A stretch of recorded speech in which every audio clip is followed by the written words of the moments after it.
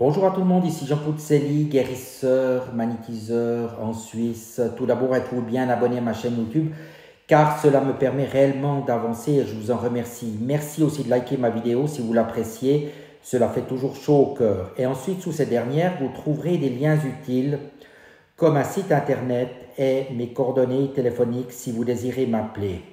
Vous trouverez également un lien de Sophia Voyance, tarologue renommée, et un lien pour des films Jupiter qui traitent de la spiritualité, de la nature des animaux, de la vie en général. En tapant le code de promo Colorado 65, vous obtenez 10% de rabais sur tout achat. Aujourd'hui, nous allons parler des deux mémoires de l'être humain. La première est l'arrivée de la conscience. Lorsque la fécondation est réalisée, l'entité peut s'incarner. Elle va habiter un corps physique entouré d'un corps éthérique fourni dans le monde de la matérialité et qui demeure toujours lié ensemble, car ce dernier fournit toute l'énergie dont le corps matériel a besoin pendant toute sa vie. L'introduction de l'entité dans le corps embryonnaire survient généralement très rapidement après la formation de l'œuf fécondé.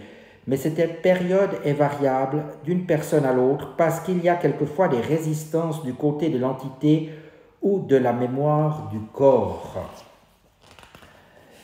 Quelles sont les deux mémoires? L'entité entre de la sorte dans le corps du nouveau-né choisi, c'est ainsi que les deux mémoires vont se rejoindre. Tout d'abord, la mémoire de la conscience, constituée du programme donné par l'être supérieur, agrémenté des informations fournies par les êtres de lumière dans le monde de la conscience, est dotée d'un corps astral. Et ensuite, la mémoire du corps, constituée des informations liées à la Terre, mais aussi à cet univers, espace-temps, ainsi que les mémoires des lignées familiales, paternelles et maternelles. Ces deux mémoires permettent de comprendre pourquoi une émotion ou un état d'esprit agit sur le corps. Par exemple, lorsque nous avons une petite déprime, nous avons l'impression que notre corps se traîne sans énergie, montrant l'influence de la pensée sur le corps. Une souffrance dans le corps, voire simplement le dysfonctionnement d'un organe, produit des changements dans l'état psychique de la personne. Ainsi, une digestion lourde donnera une somnolence et un ralentissement cérébral.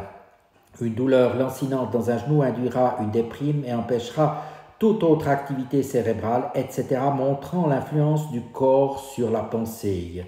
Ces deux mémoires devront vivre en bonne entente et en parfaite coopération pendant toute la vie de la personne sur la Terre, sinon des troubles de comportement, voire de santé pourraient en découler, sans parler du fait que la mission ne pourrait plus être réalisée.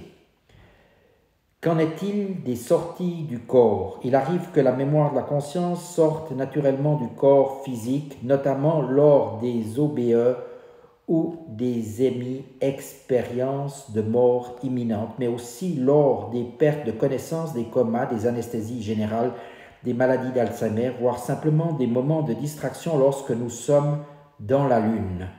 Dans ces situations, c'est la mémoire du corps qui prend le relais, assurant le fonctionnement du corps, mais aussi les gestes de routine comme la conduite automobile ou autres actions automatiques. La mémoire de la conscience est rappelée en urgence par la mémoire du corps via la corde d'argent si un incident survient en son absence. Voilà, j'espère que ces quelques phrases vous feront réfléchir et vous permettront d'avancer. Je vous dis à tout bientôt. Merci de votre attention.